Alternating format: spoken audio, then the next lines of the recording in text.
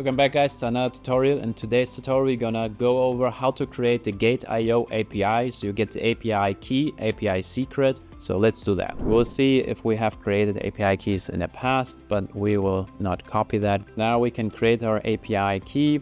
And for the API key remark, it's a remark to help identify and remember the key. We're just going to type in CoinTracking so we know which API key is for what in case you use multiples. And once we verified all the settings, then we click submit. We have to agree to all of those and I accept.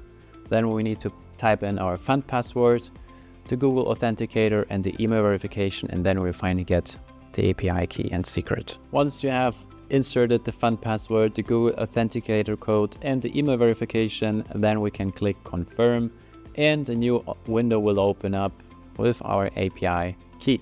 If you have any open questions, please leave them down in the comments below. And if you liked the video, please subscribe to the channel and I will see you in the next video. Bye bye.